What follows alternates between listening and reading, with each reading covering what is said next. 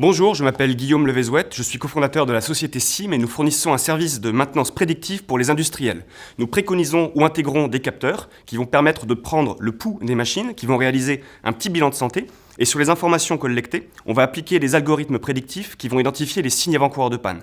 C'est-à-dire que le technicien, quand il intervient, il sait pourquoi il est là, quelle pièce il va falloir investiguer, et puis surtout il intervient avant que la machine tombe en panne. Donc pour les industriels, c'est la promesse d'une meilleure productivité, de moins de temps d'arrêt long.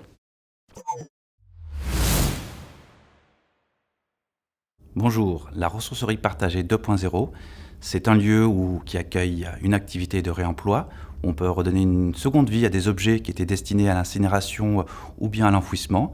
Dans ce lieu, on pourra reconfectionner, reconditionner des objets, et ça grâce aux outils numériques, une imprimante 3D, des outils qui vont permettre à tout un chacun, habitants, associations, entrepreneurs, de pouvoir participer à cette économie nouvelle, l'économie circulaire, et développer de l'emploi au service du territoire. Bonjour, je suis la cofondatrice de Nap & Up. Avec Nap & Up, on démocratise la pratique de la micro-sieste en milieu professionnel. Comment ? Avec d'une part des cocons de micro-sieste, des petites bulles de déconnexion qu'on installe en moins de 5 minutes dans les entreprises, qui sont accompagnées de guides de micro-sieste audio qui vous réveillent au bout de 15 minutes. Et à côté de ça, tout un programme de sensibilisation pour les entreprises pour intégrer cette pratique au quotidien, avec des ateliers, des animations, des conférences et des supports de communication. Merci.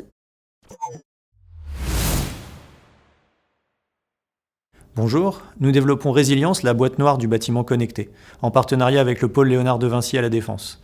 Dans cette boîte noire, nous allons stocker, sécuriser et fournir au bâtiment toutes les données de son exploitation, toutes les données des utilisateurs, et permettre de sécuriser ces données pour qu'un assureur puisse mieux gérer les risques, pour qu'un utilisateur puisse interagir avec ce bâtiment, et pour qu'à la fin, la blockchain récupère de façon sécurisée et inaliénable tous les rapports. Nous sommes Smart & Non et nous développons Résilience. Alors nous, chez Trion, on a développé une solution de méthanisation locale et à petite échelle afin de traiter les déchets organiques. Un déchet organique, c'est un reste alimentaire et c'est principalement composé d'eau, alors que c'est encore massivement incinéré et enfoui.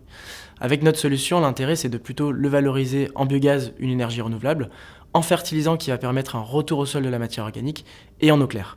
L'intérêt de le faire à une échelle locale, c'est de pouvoir gagner en autonomie, éviter la logistique coûteuse et impactante, mais également développer l'économie locale, notamment l'emploi.